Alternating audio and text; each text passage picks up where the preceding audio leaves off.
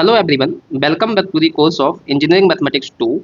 So this is the lecture number 6 of Unit 1, and in previous lecture I am discussing about the homogeneous and non-homogeneous linear differential equations, and I have also discussed about the general solution of second order linear homogeneous differential equation with constant coefficient. So in this lecture let us take the summary of the previous lecture, that is the general solution of second order linear homogeneous differential equation with constant coefficient. ठीक है, तो जब भी आपके पास second order की differential equation होगी आप उससे सबसे पहले क्या बनाओगे, एक एक्जुलरी इक्वेशन बनाओगे। यहाँ पे हम बात कर रहे हैं होमोजेनियस इक्वेशन की, तो होमोजेनियस इक्वेशन में राइट हैंड साइड वाला जो टर्म होता था v ऑफ x वो आपका 0 होगा। सही है, फिर वहाँ से आप बनाओगे एक्जुलरी इक्वेशन। अब एक्जुलरी इक्वेशन बनाओगे उसमें जो डिफरेंशियल ऑपरेटर d होता है उसको आप m से रिप्लेस कर देते हो, जहाँ से आपको एक्जुलरी इक्वेशन मिल जाएगी AE। ठीक है, अब यहाँ पे जो एक्जुलरी इक्वेशन होगी वो सेकंड ऑर्डर की डिफरेंशियल इक्वेशन है, तो ये जनरली क्वाड्रेटिक इक्वेशन आएगी। तो वहाँ से आप उस क्वाड्रेटिक इक्वेशन के रूट फाइंड करोगे और m की वैल्यू फाइंड करोगे। अब ये डिपेंड करता है उस क्वाड्रेटिक इक्वेशन के रूट्स कैसे होंगे, उसी के अकॉर्डिंग आपके डिफरेंट जनरल सॉल्यूशंस आएंगे। ठीक है, तो पहला केस यहाँ पे ये हो सकता है कि आपकी सेकंड ऑर्डर की एक्जुलरी इक्वेशन आई है, उसके जो रूट्स हैं m1 and m2 they are distinct real roots, यानी कि दोनों ही रूट अलग अलग आ रहे हैं, डिफरेंट आ रहे हैं। मान लीजिए एक रूट की वैल्यू आई है m1, एक रूट की वैल्यू आई है m2। यहाँ पे m1 और m2 दोनों ही अलग अलग हैं और साथ ही साथ रियल भी हैं। तो जब रियल और डिस्टिंक्ट रूट हो, दो रूट हो m1 एंड m2, इस केस में आप जनरल सॉल्यूशन क्या लिखोगे कि y equals to c1 e to the power m1x। m1 कौन सा, इस रूट की वैल्यू। सही है, तो e की पावर रूट की वैल्यू लिखनी है इंटू x लिखना है। अगर रूट की वैल्यू m1 आ रही है तो m1 लिख लोगे यहाँ पे, फिर प्लस फिर क्या लिखोगे c2 e to the power m2x, ये आपका सेकंड रूट लिखा हुआ है। सही है ना, तो इस तरह से आपको सॉल्यूशन लिख लेना है। और यहाँ पे जो c1 एंड c2 होते हैं they are the arbitrary constant. सही है, तो पहली कंडीशन तो ये हुई डिस्टिंक्ट एंड रियल रूट्स है। सेकंड कंडीशन ऐसा भी हो सकता है कि आपकी जो सेकंड ऑर्डर की एक्जुलरी इक्वेशन है उसके रूट्स कैसे आ जाए, सेम आ जाए, यानी कि m1 इक्वल्स टू m2 हो जाए। मान लेते हैं कि m1 इक्वल्स टू m2, उसकी वैल्यू कितनी आ रही थी, m आ रही है। तो इस केस में आप क्या करोगे, जो सॉल्यूशन आएगा वो होगा y equals to c1 plus c2x into e to the power, अब ये रूट जो जिसकी वैल्यू आई है दोनों की इक्वल, वो वाली value e to the power mx। सही है, तो जब इक्वल रूट आ रहे हैं, इक्वल एंड रियल रूट्स, तो आंसर आएगा सॉल्यूशन का क्या, y equals to c1 plus c2x e की पावर mx। सही है, अब यहाँ पे चीज़ याद रखना, ये प्रीवियस लेक्चर में बता चुके हैं। यहाँ पे जो ये टर्म्स है एक्सपोनेंशियल वाले, ये दे आर लीनियरली इंडिपेंडेंट। तो ई की पावर m1x ई की पावर m2x, जब m1 और m2 डिफरेंट है तो ये लीनियरली इंडिपेंडेंट सॉल्यूशन है। तो जनरल सॉल्यूशन आपका इस तरह से आ जाता है। यहाँ पे एक्सपोनेंशियल टर्म देखो रूट सेम है तो सेम आ रहा है, तो आप ई की पावर mx और ई की पावर mx डायरेक्टली नहीं ले सकते हो क्योंकि वो लीनियरली डिपेंडेंट हो जाएंगे। तो इसलिए हमने एक सॉल्यूशन लिया है ई की पावर mx जो c1 से मल्टीप्लाई करके आएगा, और दूसरा आपका हो जाएगा x टाइम ई की पावर mx। तो e to the power mx and x times e to the power mx, they are also linearly independent solutions, therefore the general solution y is given by this equation।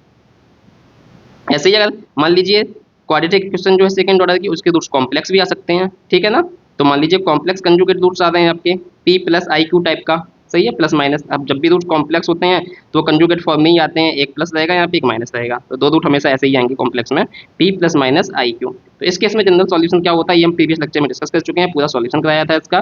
तो final answer वहाँ से क्या था, y equals to, यहाँ पे जो real part आ रहा है इसको e की पावर में लिखना है। ठीक है ना, e की पावर जो रूट की वैल्यू आई यहाँ पे रियल में e टू पावर px, फिर ब्रैकेट में क्या लिखना है आपको, जो ये इमेजिनरी पार्ट है। सही है ना, तो यहाँ से आ जाएगा c1 कॉस ऑफ, क्या लिखना है यहाँ पे, जो इमेजिनरी पार्ट है जो रूट का क्यूब वो लिखना है, तो c1 cos qx plus c2 sign, और ये इमेजिनरी पार्ट qx। इस तरह से आपको जनरल सॉल्यूशन लिखना है। यहाँ पे तीनों ही इक्वेशन में अब जहाँ पे हमने c1 और c2 लिए हैं ये सारे के सारे क्या है, आर्बिट्रेरी कांस्टेंट हैं। तो ये तो समझी हो गई है कि अगर आपके सेकंड ऑर्डर की लीनियर होमोजेनियस डिफरेंशियल इक्वेशन है विद कांस्टेंट कोफिशिएंट तो आप उसका जनरल सॉल्यूशन कैसे फाइंड करोगे। ठीक है, तो तीन कंडीशंस थी यहाँ पे। अब ये बात हमने सिर्फ सेकंड ऑर्डर की है, वैसा तो है नहीं डिफरेंशियल इक्वेशन आपके पास सेकंड ऑर्डर की होगी, डिफरेंशियल इक्वेशन सेकंड या उससे हायर ऑर्डर की भी हो सकती है। तो जनरल हम कंसेप्ट डिफाइन करते हैं कि किसी भी ऑर्डर की डिफरेंशियल इक्वेशन हो तो आप जनरल सॉल्यूशन कैसे लिखोगे होमोजेनियस डिफरेंशियल इक्वेशन के लिए। सही है, तो चलिए इस कंसेप्ट को थोड़ा एक्सटेंड करते हैं। मानते हैं आपके पास कोई भी nth ऑर्डर की लीनियर होमोजेनियस डिफरेंशियल इक्वेशन है विद कांस्टेंट कोफिशिएंट। अब यहाँ पे n कुछ भी हो सकता है, 2 भी हो सकता है तो सेकंड ऑर्डर की हो जाएगी, 3 होगा तो थर्ड ऑर्डर की डिफरेंशियल इक्वेशन हो जाएगी, 4 होगा तो फोर्थ ऑर्डर की हो जाएगी, 5 होगा तो फिफ्थ ऑर्डर की हो जाएगी, एंड सो ऑन। तो मान लेते हैं कि nth ऑर्डर है, n की वैल्यू कुछ भी हो, तो अगर nth ऑर्डर की डिफरेंशियल इक्वेशन है तो आपको वहाँ से क्या मिलेगा, वहाँ से आपको एक nth ऑर्डर की एक्जुलरी इक्वेशन मिलेगी। ठीक है ना, उस तो एक्जुलरी इक्वेशन जब nth ऑर्डर की होगी तो उसके n रूट्स होंगे। ठीक है। अब यहाँ पे डिपेंड फिर से करेगा, जो एन रूट्स का आंसर आ रहा है उसका नेचर कैसा है, उसी के अकॉर्डिंग आपका जनरल सॉल्यूशन आएगा। सही है ना। तो अगर मान लीजिए जो nth ऑर्डर की इक्वेशन है उसके पास n distinct and real roots हैं, यानी कि सारे के सारे n के n roots different different value आ रही है, यानी कि अलग अलग आ रहे हैं, डिस्टिंक्ट हैं। तो मान लेते हैं एक रूट m1 है, दूसरा रूट m2 है, तीसरा रूट m3 है। ठीक है। तो यहाँ पे लीनियरली इंडिपेंडेंट सॉल्यूशंस क्या हो जाएंगे, e की पावर m1x, e की पावर m2x, e की पावर m3x। तो इस तरह से आप जनरल सॉल्यूशन क्या लिख सकते हो, आर्बिट्रेरी कांस्टेंट का यूज करके, y equals to c1 e की power m1x plus c2 e की power m2x plus c3 e की पावर m3x। तो जब भी डिस्टिंक्ट रियल रूट्स हैं तो उस केस में आपको e की पावर में सॉल्यूशन लिखना है इस टाइप से, और आर्बिट्रेरी कांस्टेंट से मल्टीप्लाई कर देना, देन सबको ऐड कर देना है। सही है। दूसरा केस आपका ये हो सकता है कि हो सकता है जो n रूट आ रहे हैं इसमें से, उसमें से दो इक्वल एंड रियल रूट्स हो। ठीक है ना। अब टोटल रूट्स n थे, जिसमें से दो इक्वल हो गए, तो कितने रूट्स बचे, n-2। और कह यहाँ पे हम बोल रहे हैं कि n-2 रूट्स कैसे हो, अलग अलग हो, डिस्टिंक्ट रूट हो। ठीक है। ये भी रियल रूट्स की बात हो रही होगी यहाँ पे। तो अगर मैं ऐसा कर रहा हूँ, क्या दो इक्वल रूट्स हैं, बाकी बचे हुए रूट्स कैसे हैं, डिस्टिंक्ट हैं। तो मान लीजिए दो इक्वल रूट्स क्या हैं, m1 और m1, ये दोनों रूट्स कैसे हो गए, इक्वल हो गए, दोनों की वैल्यू सेम है। Then third root m3, fourth root m4, ऐसे ही और भी रूट्स होंगे। ठीक है ना। तो यहाँ पे जब रूट्स इक्वल होते हैं तो भी मैंने पीछे बताया था, यहाँ पे देखो सॉल्यूशन क्या आया है, e की पावर mx और c1 plus c2 x type से आ रहा है। ठीक है ना। तो ऐसे ही यहाँ पे हो गया ये, जब दो इक्वल रूट हैं तो यहाँ पे एक तो e की पावर mx जनरल सॉल्यूशन हो, एक सिंपल सॉल्यूशन हो जाएगा। देन अब यहाँ पे जो सेम रूट आ रहा है तो उसके लिए अगला सॉल्यूशन e की पावर m1x नहीं होगा, उसमें आप x से मल्टीप्लाई करोगे, जिससे ये लीनियरली इंडिपेंडेंट सॉल्यूशन हो जाए। सही है। फिर बाकी रूट्स आपके डिस्टिंक्ट हैं, तो फिर आपका क्या हो जाएगा, e की पावर m3x एंड e की पावर m4x हो जाएगा। सही है। तो यहाँ पे जनरल सॉल्यूशन क्या आ जाएगा, y इक्वल्स टू, अब देखो जो रूट्स आपके इक्वल थे m1 एंड m2। सही है ना। अब आपको इसके बारे में ज़्यादा नहीं सोचना है, ये हम आपको प्रीवियस लेक्चर में बता चुके हैं क्या मतलब होता है लीनियरली इंडिपेंडेंट सॉल्यूशंस का। अब मैं सिर्फ बात करूंगा किसकी, जनरल सॉल्यूशन की यहाँ पे। तो जब दो रूट्स आपके सेम है तो उसका सॉल्यूशन क्या आएगा, c1 plus c2x e to the power m1x, जहाँ पे m1 क्या है, इक्वल वाला रूट है। सही है। फिर जो डिस्टिंक्ट रूट है तो उसका तो अलग अलग अलग लिख लोगे, c3 e की पावर m3x, c4 e की पावर m4x। और आगे भी अगर और जितने भी रूट आगे होंगे सारे कैसे हैं, डिस्टिंक्ट हैं, तो c प्लस c5 e की पावर m5x आ जाएगा। सही है। ऐसे ही मान लीजिए हम बोल देते हैं कि अब थ्री इक्वल रूट्स हैं। ठीक है। थ्री इक्वल रियल रूट्स हैं, तो बचे हुए रूट्स कितने हैं, n-3 है, टोटल n थे, उसमें से थ्री तो इक्वल हो गए, तो बचे कितने, n-3 बचे। n-3 बोल रहे हैं कि डिस्टिंक्ट रूल हैं और तीन इक्वल रूट्स हैं। तो मान लेते हैं तीन इक्वल रूट्स क्या हैं, m1 m1 m1, यानी कि तीन रूट्स की वैल्यू कितनी आ रही है, m1 ही आ रही है। देन बाकी बचे हुए रूट्स कैसे हैं, डिस्टिंक्ट हैं, m4 m5 m6 and so on.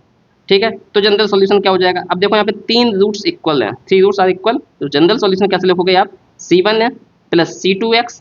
ठीक है। अब यहाँ पे दो थे तब तो अपने इतना ही लिखा था, c1 प्लस c2x। अब यहाँ पे तीन रूट इक्वल हो गए हैं, तो क्या लिखोगे, एक टाइम और बढ़ा दोगे c3। अब यहाँ पे x लिखा था तो x की पावर बढ़ाते जाना है। देखो यहाँ पे सबसे पहले x की पावर 0 है, x की पावर 0 कितना होता है, 1 होता है, तो खाली कितना आया, c1 आया।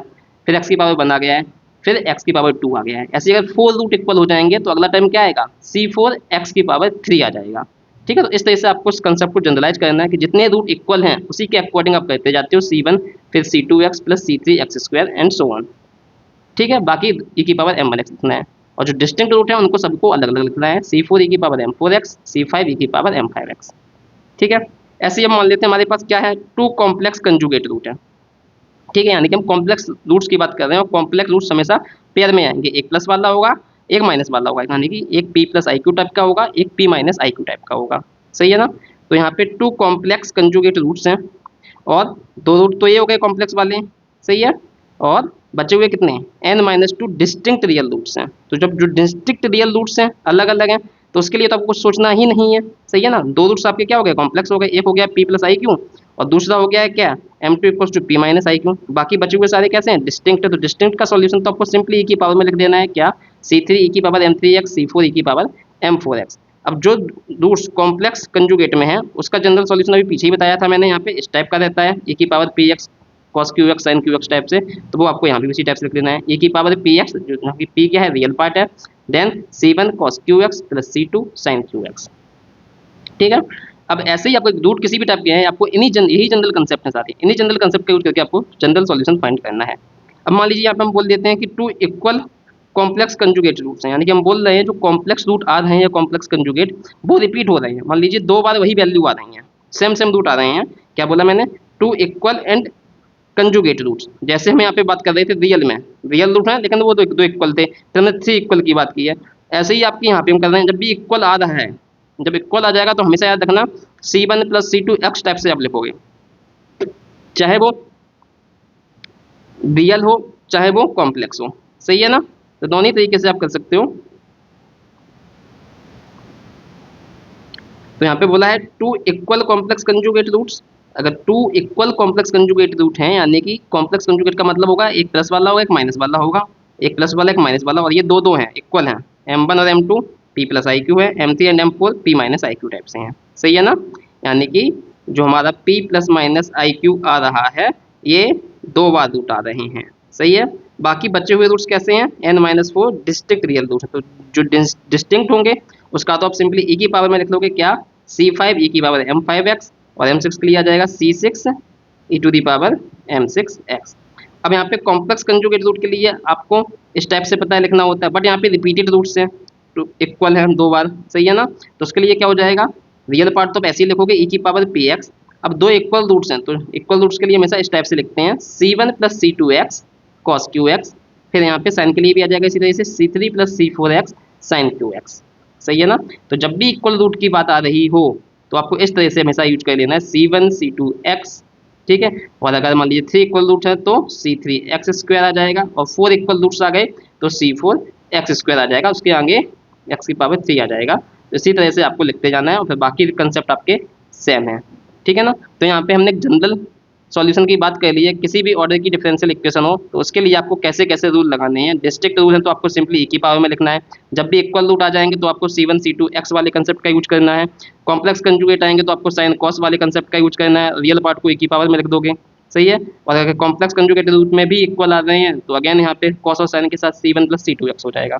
तो ये आपका जनरल सॉल्यूशन का तरीका है, किसके लिए याद रखना, ये भी हमने बात की है किसकी, होमोजीनियस डिफरेंशियल इक्वेशन की। सही है, यानी कि राइट हैंड साइड वाला जो टर्म होता है डिफरेंशियल इक्वेशन में, जो x का फंक्शन जनरली होता है वो 0 है, साथ ही साथ यहाँ पे कांस्टेंट कोफिशिएंट्स है डिफरेंशियल इक्वेशन में। ठीक है, चलिए आपको बेसिक कंसेप्ट समझ में आ गया होगा, सेकंड ऑर्डर हो या उससे हायर ऑर्डर का हो, आप सभी के लिए जनरल सॉल्यूशन लिख सकते हो। चलिए अब हम कुछ न्यूमेरिकल्स करते हैं इन्हीं कंसेप्ट्स पे बेस्ड। चलिए पहला क्वेश्चन है आपका कि सॉल्व द डिफरेंशियल इक्वेशन। यहाँ पे आपको डिफरेंशियल इक्वेशन ये दी गई है। अब यहाँ पे देख सकते हो ये डिफरेंशियल इक्वेशन कैसी है, this differential equation is linear तो है ही, क्योंकि सभी की डिग्री क्या है 1 है, कोई भी टर्म यहाँ पे आपका प्रोडक्ट टर्म नहीं आ रहा है डेरिवेटिव का या बाई का, तो दिस इक्वेशन इज लीनियर। साथ ही साथ यहाँ पे राइट हैंड साइड आपका क्या है 0 लिखा हुआ है, इसका मतलब कैसी है होमोजीनियस, तो लीनियर होमोजीनियस डिफरेंशियल इक्वेशन। साथ ही साथ यहाँ पे कोफिशिएंट सारे कैसे हैं, देखो 4 - 12 5 ये कांस्टेंट है, तो ये किस टाइप की इक्वेशन है, linear homogeneous differential equation with constant coefficient. तो इसके लिए आपको सॉल्यूशन फाइंड करना है, तो सबसे पहले आप क्या करो कि यहाँ से आप 4 कॉमन लेके सॉल्व कर लो। तो यहाँ से क्या हो जाएगा, 4 कॉमन लोगे तो 4 तो 0 होगा नहीं, तो बचा हुआ जो टर्म आएगा वही 0 होगा, तो यहाँ से 4 कॉमन लेने पर इक्वेशन क्या आ जाएगी आपकी, इक्वेशन आपकी आ जाएगी d2y/dx2 माइनस, जब 4 कॉमन लोगे तो ये कितना बचेगा, 4 से डिवाइड करोगे 12 को 3 बचेगा, देन प्लस 5/4 ये कितना आ जाएगा 1.5/4 कितना होता है 1.25 इज इक्वल्स टू 0। ठीक है, तो हमने इस इक्वेशन को 4 कॉमन लेके ऐसे लिख लिया है, या आप चाहो तो डायरेक्टली इस इक्वेशन को लेके ही भी सॉल्व कर सकते हो, कोई दिक्कत नहीं होती है। ठीक है, तो हमको ये डिफरेंशियल इक्वेशन मिल गई है। जब भी आपको कोई भी लीनियर होमोजेनियस डिफरेंशियल इक्वेशन दी जाती है, सबसे पहले हम इस इक्वेशन को डिफरेंशियल ऑपरेटर के फॉर्म में लिखते हैं। ये हम प्रीवियस लेक्चर में बता चुके हैं कि सॉल्यूशन कैसे फाइंड करते हैं डिफरेंशियल इक्वेशन का। तो हम क्या करेंगे, जो d/dx का टर्म होता है इसका मतलब क्या होता है d/dx, इसको हम डिफरेंशियल ऑपरेटर के फॉर्म में ऐसे लिखते हैं। ऐसे का सेकंड ऑर्डर का है d2/dx2, तो उसको हम क्या लिखेंगे d² लिखेंगे। सही है ना, इस कंसेप्ट का हम यूज करेंगे, तो यहाँ पे ये क्या हो जाएगा सेकंड ऑर्डर का है तो ये d² हो जाएगा, -3 d/dx का क्या हो जाएगा d हो जाएगा, प्लस 1.25 आ जाएगा। सही है ना, अब देखो यहाँ पे भी y है, ये y है और ये y है, d/dx को d लिख रहे हैं तो y तो बचेगा ही, ऐसे यहाँ पे d2/dx2 को हम y d² लिख रहे हैं तो यहाँ भी y बचा, तो y तीनों जगह से हमने क्या ले लिया है कॉमन ले लिया है, इक्वल्स टू 0 आ गया है। अब यहाँ पे देखो y तो 0 होगा नहीं, तो ऑब्वियस सी बात है ये वाला टर्म ही 0 होगा, तो इस टर्म को हम 0 करके क्या निकालेंगे, हम निकालेंगे एक्सिलरी इक्वेशन। ठीक है ना, तो एक्सिलरी इक्वेशन आप कैसे फाइंड करते हो, एक्सिलरी इक्वेशन के लिए आपको इतना करना होता है कि जो ये आपका फंक्शन लिखा हुआ है एफ ऑफ डी, इसको क्या बोलते हैं, एफ ऑफ डी। इस इक्वेशन को आप ऐसे भी लिख सकते हो कि F of D times Y is equals to zero. सही है ना। अब आपको जब एक्सिलरी इक्वेशन चाहिए तो यहाँ पे एफ ऑफ डी की जगह क्या फाइंड करना है, एफ ऑफ एम फाइंड करना है, यानी कि डी को एम से रिप्लेस कर देना है। इसी इक्वेशन को हम बोलते हैं एक्सिलरी इक्वेशन। सही है। तो यहाँ से आपको एक्सिलरी इक्वेशन क्या मिल जाएगी, देयरफॉर एफ डी ये रहा आपका, तो डी को रिप्लेस कर देना है एम से, तो M square minus 3m plus 1.25 is equals to zero. तो यहाँ पे देखो सेकेंड ऑर्डर की डिफरेंशियल इक्वेशन थी आपकी, तो यहाँ पे सेकेंड ऑर्डर की एक्सिलरी इक्वेशन मिल रही है आपको। अब यहाँ से जब क्वेश्चन को आपको कैलकुलेटर की हेल्प से सॉल्व करना है, जब कैलकुलेटर में ये वैल्यू पुट करोगे, एम स्क्वायर का कॉफिशिएंट 1 है, एम का कॉफिशिएंट -3 है और ये कांस्टेंट 1.25 है। तो यहाँ पे जब ये वैल्यूज पुट करोगे आप कैलकुलेटर में, तो यहाँ से फाइनल जब एम की वैल्यू आएंगी वो आ जाएंगी आपकी क्या क्या 0.5 एंड दूसरी वैल्यू आएगी 2.5। सही, ये दो वैल्यूज आ जाएंगी 0.5 एंड 2.5। अब यहाँ पे देखो दोनों ही वैल्यू कैसी हैं, रियल है और साथ ही साथ डिस्टिंक्ट है। तो ये पहला वाला केस बना डिस्टिंक्ट एंड रियल रूट्स। तो जब डिस्टिंक्ट एंड रियल रूट्स रहेगा उस केस में जो आपका जनरल सॉल्यूशन आएगा, देयरफॉर द जनरल सॉल्यूशन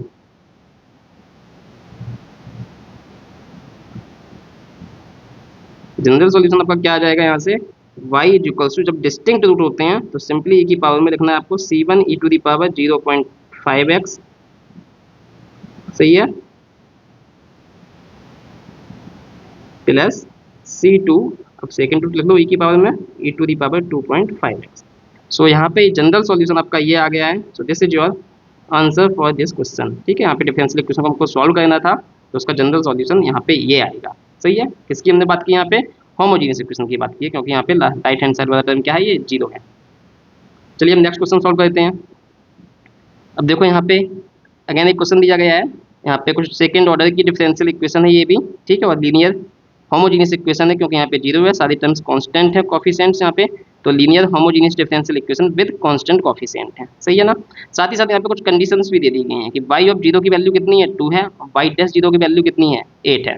तो जब इस टाइप से कंडीशन दी हो तो आपको इन कंडीशंस को अप्लाई करके जो अर्बिट्रेरी कांस्टेंट आ रहे हैं, जैसे यहाँ पे c1 एंड c2 जो आपने लिए हैं, इनकी वैल्यू भी फाइंड कर सकते हो विद दिस कंडीशन। ठीक है, जब कोई पर्टिकुलर कंडीशन दे दी गई, ये पर्टिकुलर कंडीशन है कि जब x जीरो रखा तो y जीरो कितना आ गया है, 2 आ गया है, और जब x जीरो रखा तो y डैश जीरो कितना आ गया है, 8 आ गया। तो this is a particular condition. तो जब ये पर्टिकुलर कंडीशन अप्लाई करोगे तो वहाँ से आपको c1 एंड c2 की दो अलग अलग वैल्यू निकलेंगी, जो भी निकल रही हो वैल्यू, फिर c1 c2 की जो वैल्यू पुट करोगे, तो यानी कि आपने जो सॉल्यूशन फाइंड करोगे, जब c1 और c2 की वैल्यू पुट करोगे इस कंडीशन के लिए, तो उसको हम बोलते हैं पर्टिकुलर सॉल्यूशन। ये इस पर्टिकुलर कंडीशंस के लिए ये वाला पर्टिकुलर सॉल्यूशन आ रहा है। सही है ना। तो पहले तो हम जनरल सॉल्यूशन फाइंड करते हैं इस इक्वेशन के लिए, then we will apply these particular condition. सही है ना। क्वेश्चन सेम है, ये कुछ भी टफ नहीं है, जैसा ये क्वेश्चन था उसी टाइप से है। तो चलिए क्वेश्चन को सॉल्व करते हैं। अब यहाँ पे देखो इसका कोफिशिएंट पहले से ही बना है, ठीक है, तो उसको हमको कुछ कॉमन लेने की जरूरत नहीं है, सिंपली इसको डायरेक्टली हम डिफरेंशियल ऑपरेटर के फॉर्म में लिख रहे हैं। Use differential operator, use differential operator. सही है, तो आपका यहाँ से क्या हो जाएगा, D square minus 6d plus 9, तीनों टर्म्स में बाई कॉमन लेके बाहर लिख लिया है। अब बाई तो जीरो होगा नहीं, ऑब्वियस सी बात है, एफ टी ही आपका जीरो होगा। क्या जीरो होगा, एफ ऑफ डी जीरो होगा। तो यहाँ से आप क्या लिख लोगे, यहाँ से आप एक्सिलरी इक्वेशन लिख लोगे। Therefore auxiliary equation is given by F of M, ऐसे लिख लो यहाँ से F of D Y is equals to zero. तो F of M equals to क्या हो जाएगा, जीरो हो जाएगा, यानी कि डी को एम से रिप्लेस कर देना है। तो यहाँ से therefore M square minus 6m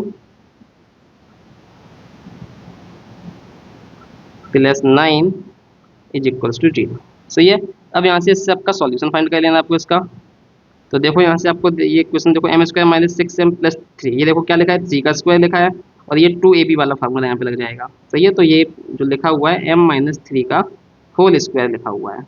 सही है, तो यहाँ से देखो क्या जाएगा, a का स्क्वायर m स्क्वायर, 3 का स्क्वायर 9 प्लस 2ab, तो 2 इंटू माइनस 3m, तो कितना हो जाएगा माइनस 6m। तो यहाँ से आपको दिख रहा है इक्वल रूट वाली कंडीशन आ रही है यहाँ पे। ठीक है, m माइनस 3 की पावर 2 है इक्वल्स टू जीरो, इसका मतलब दो रूट आ रहे हैं इक्वल इक्वल, कौन कौन से, m इक्वल्स टू 3, 3, यानी कि दोनों रूट कैसे आ रहे हैं, इक्वल आ गए हैं, सही है। और जब रूट्स आपके इक्वल आ जाएंगे तो हमारा जनरल सॉल्यूशन कैसे फाइंड होगा ये आपको देखना है। तो यहाँ पे हम लिख बोल देते हैं क्या, इसका मतलब क्या है, इक्वल रियल रूट्स, ठीक है। This implies that we are having equal real roots. जब इक्वल रियल रूट्स आएंगे तो जनरल सॉल्यूशन आपका क्या हो जाएगा, therefore the general solution is given by y is equals to, अब देखो यहाँ पे दो इक्वल रूट्स हैं तो c1 प्लस c2x टाइप से सॉल्यूशन लिखोगे आप, ठीक है ना।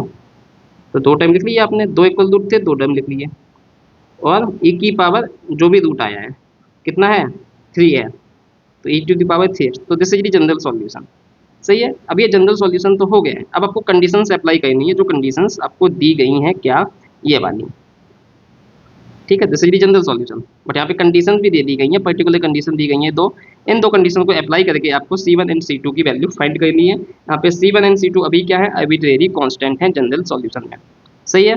अब चलिए हम एक कंडीशन अप्लाई करेंगे। तो पहले यहाँ पे हम क्या कर लेते हैं, हमको दो चीज़ों पे कंडीशन लगानी है, एक बाई ऑफ जीरो पे लगाना है और एक बाई डैश ऑफ जीरो पे लगाना है। यहाँ पे बाई डैश ऑफ जीरो का मतलब क्या है, एक बार डेरिवेटिव ले रहे हो जो भी सॉल्यूशन आया है तब X equal to zero put कर रहे हो। तो यहाँ पे हमारा पहले हम यही वाई डैश फाइंड कर लेते हैं। तो वाई डैश आपका कैसे फाइंड आएगा, इस इक्वेशन का आपको डेरिवेटिव फाइंड कर लेना है, सही है। जब डेरिवेटिव फाइंड करोगे तो क्या आएगा, देखो यहाँ से, या पहले मैं इसको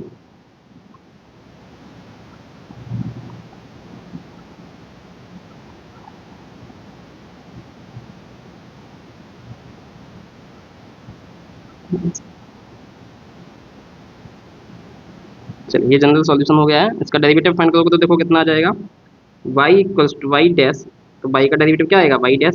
अब यहाँ पे देखो दो टर्म है, एक ब्रैकेट वाला और एक की पावर वाला। तो यहाँ पे टू फंक्शन का जो डेरिवेशन का फार्मूला था वो लगाएंगे क्या, कि first function as it is c1 plus c2x, second का डिफरेंशिएशन, तो e to the power 3x का क्या हो जाएगा डेरिवेटिव, सेम ही आएगा, e की पावर 3x, और 3x का डेरिवेटिव लोगे तो x का डेरिवेटिव क्या हो जाएगा 1, तो 3 एज ए कांस्टेंट इससे मल्टीप्लाई हो जाएगा।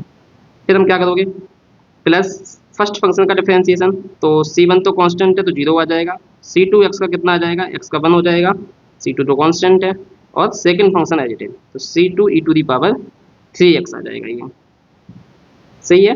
तो ये आपका आ गया है बाई डैश। अब आपके पास बाई है और बाई डैश है। अब आप इन पर्टिकुलर कंडीशंस को यहाँ पे अप्लाई कर दीजिए, तो क्या हो जाएंगे, देखो पर्टिकुलर कंडीशन, पहला बाई ऑफ जीरो निकालना है, तो बाई ऑफ जीरो कितना आएगा, यहाँ से इसमें रखोगे जब इक्वेशन में, ठीक है ना। बाई ऑफ जीरो आपका हो जाएगा, Y of zero equals to c1 plus c2x, x zero हो जाएगा तो ये टाइम जीरो हो जाएगा, और e की पावर x जीरो रखोगे तो कितना आ जाएगा, e की पावर जीरो 1 आ जाएगा, तो y जीरो यहाँ से कितना आ जाएगा, यहाँ से y जीरो आपका आ जाएगा c1 आ जाएगा, सही है ना। चलिए, तो और y जीरो दिया कितना है, 2 दिया हुआ है, तो यहाँ से y zero equals to c1 आ गया है। जब आपने इस इक्वेशन में रखा है, इक्वेशन 1 में, इसको मैं इक्वेशन 1 लिख दे रहा हूँ, तो फ्रॉम इक्वेशन 1 और यहाँ पे ये वैल्यू पुट कर दी है तो ये आ गया है, सही है।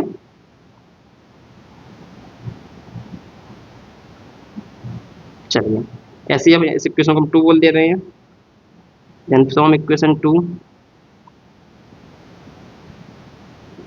तो ये क्या हो जाएगा आपका वाई डैश, अब यहाँ पे एक्स जीरो पुट करना है क्योंकि हमको एक्स इक्वल टू जीरो पर वैल्यू फाइंड करनी है इसकी, तो ये क्या आ जाएगा 3 टाइम्स c1, यहाँ पे जब एक्स जीरो रखोगे तो ये तो जीरो हो जाएगा c2 वाला टाइम, और e की पावर जीरो जब आएगा तो वो भी क्या हो जाएगा 1 हो जाएगा, तो यहाँ से कितना मिलेगा 3c1 मिलेगा, 3c1, और प्लस यहाँ से ये वाला टाइम आ जाएगा प्लस c2, और e की पावर 3 टाइम्स एक्स जीरो रखोगे तो ये टाइम भी क्या हो जाएगा 1 हो जाएगा, तो ये c2 बचेगा खाली, ठीक है। अब यहाँ पे c1 इक्वल्स टू 2 है, और यहाँ पे ये वाली कंडीशन लगा दो कि बाई डैश जीरो की वैल्यू है कितनी, बाई डैश जीरो की वैल्यू 8 है, सही है। अब यहाँ पे c1 की वैल्यू पुट कर दो, c1 है कितना 2, तो यहाँ से c2 का कितना आ जाएगा, therefore c2 equals to 8 minus 3c1, c1 कितना है 2, तो ये कितना आ जाएगा 3 इंटू 2 6, तो c2 आपका आ गया है 2, सही है ना। c2 equals to 2 and c1 equals to ये वाली वैल्यू आपकी आ गई है, कौन सी, ये वाली, सही है ना, और c2 की वैल्यू आपकी आ गई है ये वाली।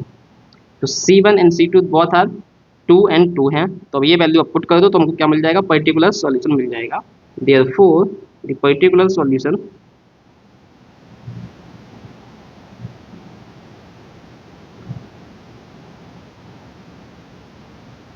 इज गिवन बाई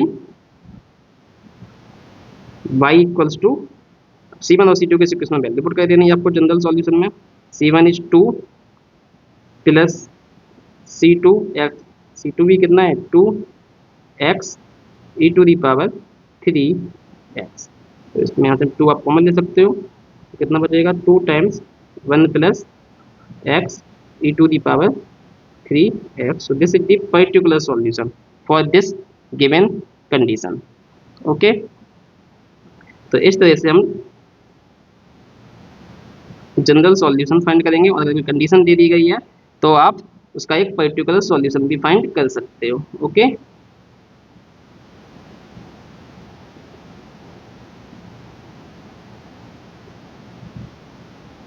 तो इस तरह से आपका ये क्वेश्चन सॉल्व हो जाएगा। तो फाइनल आंसर इस क्वेश्चन का क्या हुआ, ये वाला हुआ। सही है, चलिए अब हम नेक्स्ट क्वेश्चन सॉल्व करते हैं। क्वेश्चन 3, 2 क्वेश्चन हम सॉल्व कर चुके हैं, एक और क्वेश्चन सॉल्व करते हैं हम। क्वेश्चन 3, यहाँ पे देखो क्या इक्वेशन आपकी, ये दी सेकेंड ऑर्डर की डिफरेंशियल इक्वेशन है। यहाँ पे बस डैश के फॉर्म में लिख रखा है, तो यहाँ पे डबल डैश का मतलब होता है कि आपकी सेकेंड ऑर्डर की डिफरेंशियल इक्वेशन है। d2y/dx2 लिखा है, ये 6 टाइम dy/dx लिखा है, प्लस y इक्वल्स टू 0। सही है ना। तो यहाँ पे हम क्या करेंगे, यहाँ पे इस इक्वेशन को अगेन हम डिफरेंशियल ऑपरेटर के फॉर्म में लिखेंगे, देन इस इक्वेशन को हम सॉल्व करेंगे। तो चलिए इस इक्वेशन को डिफरेंशियल ऑपरेटर के फॉर्म में लिख लेते हैं। क्या हो जाएगा यहाँ से, ये सेकेंड ऑर्डर का डेरिवेटिव है, तो यहाँ से हमारा हो जाएगा d²। ये फर्स्ट ऑर्डर का डेरिवेटिव है, तो 6 टाइम्स d हो जाएगा, प्लस 11y। ठीक है, 11y नहीं, ये y बाहर लिखेंगे कॉमन लेके, इज इक्वल्स टू 0। अब ये आपका fd हो गया है। सही है ना। इस इक्वेशन को कैसे लिख सकते हो, fd y is equals to 0। अब y तो 0 होगा नहीं, तो fd ही 0 होगा, तो यहाँ से आप क्या लिख सकते हो, एक्जुलरी इक्वेशन लिख सकते हो। क्या जाएगी, बस इस fd में क्या कर देना है, d को m से रिप्लेस कर देना है, f of m is equals to 0 हो जाएगा। तो यहाँ से आपका इक्वेशन क्या मिलेगा, fm, यानी कि fm यहाँ पे d को m से रिप्लेस कर देना, तो यहाँ से इक्वेशन हो जाएगी m² plus 6m plus 11 is equals to 0। अब इसको आप कैलकुलेटर की हेल्प से सॉल्व कर लोगे, तो यहाँ से जो m की रूट्स आएंगे, m के यहाँ पे 2 रूट्स आ जाएंगे, m इक्वल्स टू 1 रूट आएगा, और ये रूट्स यहाँ पे कॉम्प्लेक्स आएंगे। ठीक है, तो रूट्स क्या आएगा, m equals to -3 plus minus i√2। ठीक है, यानी कि ये रूट किस टाइप का है, ये रूट है आपका p plus minus iq type का रूट है। सही है ना। तो जब भी इस टाइप का रूट आता है तो हमारा जनरल सॉल्यूशन कैसे फाइंड करते हैं, therefore the general solution is given by y equals to e to the power px। तो p की वैल्यू यहाँ पे कितनी है, -3 है, तो ये हो जाएगा -3x। फिर ब्रैकेट में क्या लिखोगे, arbitrary constant c1 cos of qx, q की वैल्यू यहाँ पे कितनी है, ये √2 है, तो cos ऑफ √2x आ जाएगा, plus c2 sin of qx, तो कितना है q √2 है, तो √2x आ जाएगा। तो ये आपका जनरल सॉल्यूशन हो गया है इस इक्वेशन का। सही है, this is the general solution for the given differential equation. तो आप देख रहे हो बहुत ही इजी है जनरल सॉल्यूशन फाइंड करना होमोजेनियस डिफरेंशियल इक्वेशन के लिए, कोई भी दिक्कत वाली बात है ही नहीं। बस आपको क्या करना है, एक्सिलरी इक्वेशन लिख लेना है और उसके रूट्स फाइंड कर लेने हैं, देन रूट्स का नेचर चेक करना है, नेचर के अकॉर्डिंग जो हमने रूल्स बताई थे स्टार्टिंग में, वो वाले रूल्स अप्लाई करके आपको जनरल सॉल्यूशन लिख लेना है। और अगर कोई पर्टिकुलर कंडीशन दे दी जाती है, जैसे यहाँ पे दिया है, तो ये कंडीशन अप्लाई करके आपको आर्बिट्रेरी कांस्टेंट्स की वैल्यू फाइंड कर लेनी है, देन ये वैल्यू आपको जनरल सॉल्यूशन में C1 एंड C2 की पुट कर देनी है। तो इससे आपका जनरल सॉल्यूशन जो होता है उसको क्या बोलते हैं, पर्टिकुलर सॉल्यूशन में हो जाता है, क्योंकि यहाँ पे जो आर्बिट्रेरी कांस्टेंट्स की वैल्यू निकालनी है आपने, वो इन पर्टिकुलर कंडीशंस के लिए निकालनी है। So this solution is particular solution. ठीक है, तो बस यहाँ पे अभी तक हमने 3 एग्जाम्पल देखे हैं जो कि आपके सेकंड ऑर्डर डिफरेंशियल इक्वेशन के थे। अब हम सेकंड ऑर्डर से थोड़ा हायर ऑर्डर के डिफरेंशियल इक्वेशन पे भी जाते हैं, क्योंकि डिफरेंशियल इक्वेशन तो किसी भी ऑर्डर की हो सकती है। सो फॉर एग्जाम्पल ये वाली डिफरेंशियल इक्वेशन है, क्वेश्चन 4 में क्या दिया गया है, y यहाँ पे 5 लिखा हुआ है, minus y triple dash equal to 0। तो यहाँ पे ट्रिपल डैश का मतलब क्या है, ये थर्ड ऑर्डर का डेरिवेटिव है, और जब भी इस टाइप से 5 लिख दे रहे हैं, या तो 5 डैश लगा दें या ऐसे ब्रैकेट में करके 5 लिख दे रहे हैं, इसका मतलब है ये फिफ्थ ऑर्डर का डेरिवेटिव है। सही है, तो चलिए इस बार एक बार इस इक्वेशन को डेरिवेटिव के फॉर्म में लिख देते हैं, जिससे आपको और क्लियर हो जाए इसका क्या मतलब है। इस 5 का ये मतलब है कि इक्वेशन ये फिफ्थ ऑर्डर की है, d5 y over dx5 minus ये वाई ट्रिपल डैश का मतलब है थर्ड ऑर्डर लिखा हुआ है, d3y over dx3 is equals to 0। तो ये आपकी इक्वेशन है। अब इस इक्वेशन को आप क्या करोगे, डिफरेंशियल ऑपरेटर के फॉर्म में लिख लोगे, ठीक। इसलिए तो ये क्या हो जाएगा, डिफरेंशियल ऑपरेटर के फॉर्म में d⁵ माइनस ये क्या हो जाएगा, d⁵ और दोनों टर्म से बाई आप कॉमन ले लोगे ये वाला, क्योंकि डिफरेंशियल ऑपरेटर तो d/dx के लिए होता है खाली, बाई के लिए नहीं होता है, तो बाई को अलग से लिखते हो। तो यहाँ से आ जाएगा d5/dx5 क्या हो जाएगा d5, और d3/dx3 क्या हो जाएगा d⁵ और बाई दोनों टर्म से कॉमन करके ऐसे लिख दिया है। तो हम यहाँ पे हमारा जो एफ डी का फंक्शन आया ये एफ डी का फंक्शन है, तो इसलिए यहाँ पे अगली इक्वेशन आपको क्या मिल जाएगी, जो एफ डी है इसमें आप डी को रिप्लेस कर दोगे एम से, ठीक है। तो m⁵ minus m³ equals to 0, ठीक है। एफ डी को उठा के आपने 0 पुट कर दिया by replacing d equals to m, सही है। अब यहाँ से आप देखो m⁵ minus m⁵3 equals to 0, यहाँ से आपको m की वैल्यूज फाइंड करनी है। तो यहाँ से m की वैल्यूज आप कैसे फाइंड करोगे,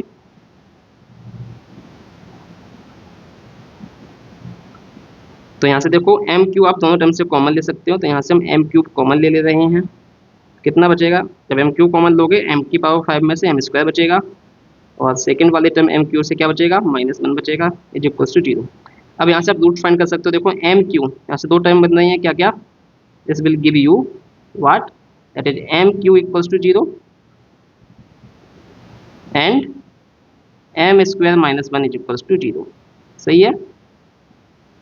तो यहाँ से m³ इक्वल्स टू 0 यानी कि m⁵ है, यानी कि यहाँ से ट्रिपल रूट मिल रहा है क्या, कि m इक्वल्स टू 0, 0, 0। इसको हम क्या बोलोगे, आप इसको बोलोगे ट्रिपल रूट, ट्रिपल रूट्स, ठीक है ना। 3 रूट आपके सेम आ रहे हैं, इसलिए we are saying that triple roots, सही है। इसके अलावा 2 रूट्स आपको और मिलेंगे, कौन कौन से, m² -1 से क्या रूट मिलेगा, तो यहाँ से देखो क्या हो जाएगा, m² -1 है ये, तो यहाँ से आपका आ जाएगा क्या, m² -1 को आप कैसे लिख सकते हो, m-1 लिख सकते हो और m+1 लिख सकते हो, सही है ना, इज इक्वल्स टू 0 हो जाएगा। तो यहाँ से आपका क्या आ जाएगा, या आप चाहो तो इस इक्वेशन को ऐसे लिख लो, ज़्यादा बेटर है, कि ये है m³ और यहाँ से m² -1 को ऐसे लिख लो m-1, क्योंकि a² - b² का फार्मूला लगा दो तो क्या आएगा, a - b और a+b, सही है, इज इक्वल्स टू 0। तो यहाँ से आपको साफ दिख रहा है कि m के कौन कौन से रूट्स आ रहे हैं, यहाँ पे m³ है, इसका मतलब ये m इक्वल्स टू एक रूट 0 आएगा, और एक रूट m इक्वल्स टू यहाँ से 1 आ जाएगा, और एक रूट यहाँ से m इक्वल्स टू -1 आ जाएगा। अब यहाँ पे m⁵ इक्वल्स टू 0 था, तो इसका मतलब जो ये वाला रूट है this is the triple root, यानी कि 0 3 टाइम है, ट्रिपल रूट, ठीक है। तो अब आपको रूट्स मिल गए हैं, रूट्स का नेचर देख लिया है कि एक रूट तो है जो ट्रिपल रूट है, यानी कि 3 टाइम्स 0 है, और 2 रूट आपके डिस्टिंक्ट है। तो एक रूट ट्रिपल रूट है, 2 डिस्टिंक्ट रूट है, तो इसका जनरल सॉल्यूशन क्या आ जाएगा, therefore the general solution is given by, क्या हो जाएगा आपका general solution, by is equals to, देखो जो ट्रिपल रूट है उसके लिए तो आप c1 + c2x टाइप से लिखोगे, तो पहला टर्म, दूसरा टर्म, ट्रिपल रूट है तो 3 टाइम लिखोगे ऐसे, प्लस c3x², ठीक है। ट्रिपल रूट यानी कि 3 टर्म, c1 + c2x + c3x²। अब यहाँ पे रूट की वैल्यू क्या है, वो e की पावर में लिख दो, e की पावर 0x, सही है ना। तो e की पावर 0x कितना हो जाएगा, 1 ही हो जाएगा, तो उसको आपको लिखने की जरूरत है नहीं बार बार, यहाँ पे डायरेक्टली सॉल्व कर दे रहा हूँ। क्या लिख रहा हूँ यहाँ पे, e की पावर 0x, तो e की पावर 0 हो जाएगा, तो ये टर्म हो जाएगा 1, तो इसको मैं हटा देता हूँ, प्लस ये वाला रूट कितना है, c4 e⁴ ये वाला रूट 1x, तो सिंपली कितना बचेगा, 1x, x बचेगा, प्लस c5 e⁴ ये वाला रूट, तो -1x हो जाएगा e⁴ में, तो -1x, तो इसको सिर्फ -1x क्या लिखोगे, आप सिर्फ x लिखोगे, e⁻⁻x। तो ये आपका जनरल सॉल्यूशन आ गया है इस क्वेश्चन के लिए। तो यहाँ पे आपका ये 5th ऑर्डर की डिफरेंशियल इक्वेशन थी, तो यहाँ पे 5 रूट्स मिले हैं, जिसमें एक रूट कैसा था, ट्रिपल रूट था, और 2 डिस्टिंक्ट रूट थे। तो ट्रिपल रूट के लिए आपका सॉल्यूशन आया है c1 + c2x + c3x² के टर्म्स में, और जो डिस्टिंक्ट रूट होते हैं उसके लिए तो सिंपली e की पावर में आपको सॉल्यूशन लिखना है, सही है ना। तो ये सॉल्यूशन आ गया है आपका। चलिए एक क्वेश्चन और करते हैं, लास्ट क्वेश्चन है इस लेक्चर का ये। यहाँ पे देखो डिफरेंशियल इक्वेशन दी गई है ये आपकी फोर्थ ऑर्डर की डिफरेंशियल इक्वेशन दी गई है। सही है ना। तो यहाँ पे भी हम सबसे पहले से डिफरेंशियल इक्वेशन को ऑपरेटर के फॉर्म में लिखेंगे। किसके फॉर्म में? ऑपरेटर के फॉर्म में लिखेंगे। तो जब ऑपरेटर के फॉर्म में आप लिखोगे तो यहाँ से क्या हो जाएगा, ये इक्वेशन आपकी हो जाएगी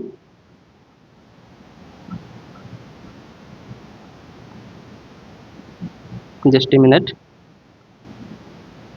तो ये यहाँ पे हो जाएगा, अब ये फोर्थ ऑर्डर का डेरिवेटिव है तो ये हो जाएगा D to the power 4 plus 8। ये सेकेंड ऑर्डर का डेरिवेटिव है तो 8 डी स्क्वायर प्लस 16, और ये बाई आप बाहर लिख दोगे ब्रैकेट लगा के। तो ये इक्वेशन किस टाइप की हो गई है, एफ डी टाइम्स बाई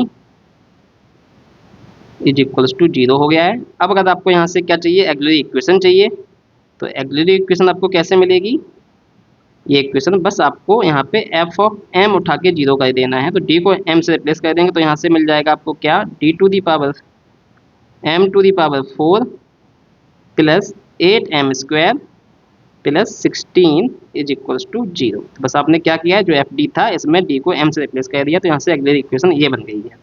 अब यहाँ पे इस इक्वेशन को सॉल्व करके आपको रूट्स निकालने हैं। अब ये फोर्थ ऑर्डर की इक्वेशन तो आपको 4 रूट्स मिलेंगे। सही है।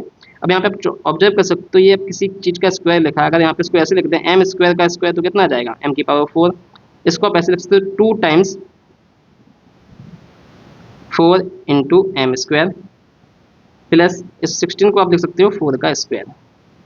सही है। तो यहाँ से देखो आप क्या लिख रहे हो, सेम इक्वेशन को आपने ऐसे लिख लिया। आपको यहाँ पे दिख रहा है ये ए प्लस बी का होल स्क्वायर टाइप से इक्वेशन बन रही है। क्या, ए यहाँ पे कितना है एम स्क्वायर, तो ए स्क्वायर प्लस ये 4 का स्क्वायर, तो बी कितना है 4 का square plus 2 A B, 2 B आपका, ए आपका एम स्क्वायर है, बी आपका 4 है। तो यहाँ से आप लिख सकते हो कि किसका स्क्वायर लिखा है, एम स्क्वायर प्लस 4 का स्क्वायर लिखा हुआ है ये इज इक्वल्स टू 0। तो यहाँ से अगर इसको सॉल्व करोगे तो क्या आएगा, A square that is M की पावर 4, बी स्क्वायर दैट इज 4 का square 16 plus 2 A B, 2 into 4 8 हो जाएगा, और ये ए से मल्टीप्लाई होकर 8 एम स्क्वायर आ जाएगा। यानी कि जो इक्वेशन थी ये एक परफेक्ट स्क्वायर बन रहा है किसका, एम स्क्वायर प्लस 4 का होल स्क्वायर। ठीक है। अब यहाँ से ये पावर 2 है, इसका मतलब रूट्स कैसे होंगे, रिपीटेड होंगे, डबल रूट्स होंगे। सही है ना। तो यहाँ से हम क्या बोल सकते हैं, यहाँ से हम बोल सकते हैं क्या, अगर आप यहाँ से लिखोगे इसका मतलब ये, इस इक्वेशन का मतलब क्या आ रहा है आपका निकल के, ये निकल के आ रहा है कि एम स्क्वायर प्लस 4 2 बार 0 है। सही है ना। अगर मैं आपको अच्छे से समझाऊँ, एम स्क्वायर प्लस 4 2 बार आपका 0 हो जा रहा है। तो यहाँ से आपको पता लग रहा है कि 2 वैल्यू यहाँ से आएंगे और 2 वैल्यू यहाँ से आएंगे, दोनों वैल्यू कैसी होंगी, रिपीटेड होंगी।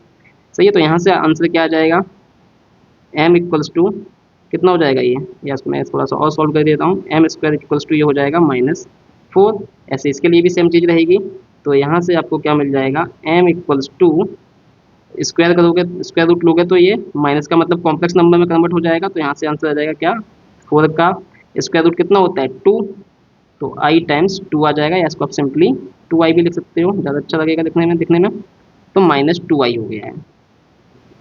ओके, प्लस -2i क्यों, तो यहाँ से जब इसका क्या करोगे, M equals to plus minus square root of -4। तो यहाँ से m की वैल्यू कितनी आ जाएगी, m is equals to plus minus 2, और स्क्वायर रूट ऑफ -1 क्या होता है, कॉम्प्लेक्स नंबर होता है, i इमेजिनरी नंबर i होता है। तो यहाँ से m की वैल्यू आ गई है प्लस -2i। अब जो यहाँ पे ये रूट आया है आपका, क्या यहाँ लिख देता हूँ मैं, रूट आपका आया है m equals to plus -2i, और ये जो रूट है आपका ये डबल रूट है, रिपीट कर रहा है, क्योंकि यहाँ पे पावर क्या थी, 2 थी। सही है ना, ये पावर क्या है, 2 है, यहाँ पे मैंने लिखा भी है आपका M square plus 4 equal to 0, M square plus 4 equal to 0 2 बार लिखा है। तो इसका मतलब क्या है, जैसे दी डबल रूट या रिपीटेड रूट, कुछ भी लिख सकते हो आप, डबल रूट और रिपीटेड रूट। और जब डबल रूट की बात आ रही है तो यानी कि आप सॉल्यूशन जो लिखोगे C1 प्लस C2x के फॉर्म में लिखोगे। और साथ ही साथ यहाँ पे आप देख सकते हो जो यहाँ पे रियल टर्म है वो 0 है, रियल टर्म क्या है, 0 है। अगर आप इसको कंपेयर करो p plus minus I Q से, तो यहाँ पे p इक्वल्स टू कितना हो रहा है, 0 हो रहा है, q इक्वल्स टू कितना आ रहा है, यहाँ पे 2 आ रहा है। तो ये एक तरह से कॉम्प्लेक्स वाला रूट है, बट यहाँ पे p की वैल्यू 0 हो गई, रियल पार्ट 0 हो गया है। तो e की पावर जो हम px लिखते थे, तो e की पावर p की जगह 0x लिखोगे तो ये पार्ट क्या हो जाएगा, 1 ही हो जाएगा। सही है ना। तो e की पावर px आपको लिखने की जरूरत नहीं है यहाँ पे। Therefore the general solution is given by Y is equals to E की पावर पी एक्स तो वन हो जा रहा है, पी जीरो इसलिए C1, अब आपका ये डबल रूट है तो क्या लिखोगे C1 cos Q x, direct नहीं लिखोगे, डबल रूट है तो क्या लिखोगे C1 C2x, दो टाइम लिखोगे, डबल रूट का मतलब दो टाइम लिखोगे, एक C1 एक C2x, और फिर cos क्यू एक्स, अब क्यू की वैल्यू कितनी है 2 है तो cos 2x आ जाएगा।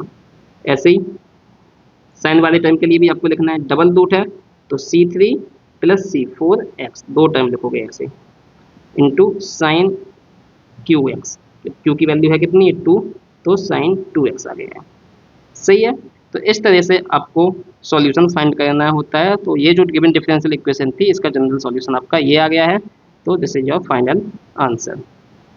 सही है ना, तो आप समझ गए होंगे जब भी कोई भी linear homogeneous differential equation with constant coefficient दी गई हो और वो होमोजीनियस है, ठीक है ना, क्योंकि मैं होमोजीनियस की बात कर रहा हूँ, तो आपको बस क्या करना है, यहाँ पे अगली इक्वेशन फाइंड कर लेनी है, जो भी इक्वेशन बन रही है एम के फॉर्म में वहाँ से रूट्स निकाल लीजिए, then check the nature of the roots, and जैसा नेचर है उसी के अकॉर्डिंग आपको जनरल सॉल्यूशन लिखना है।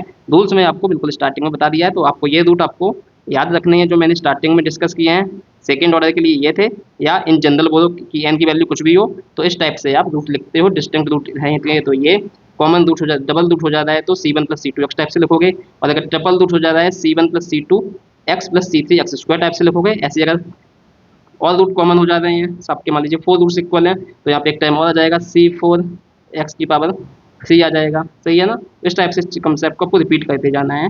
ऐसे ही यहाँ पे अगर कॉम्प्लेक्स रूट है तो इस टाइप से आ जाएगा साइन और कॉस के टाइम में, और अगर यहाँ पे साइन और कॉम्प्लेक्स रूट है वो भी रिपीटेड है, डबल रूट है, तो उसमें भी आप ऐसे करके लिखोगे C1 प्लस C2x करके C3 प्लस C4x कॉस और साइन के साथ। सही है ना, तो ये रूट्स हैं जो आपको याद रखने हैं जनरल सॉल्यूशन फाइंड करने के लिए, राइट।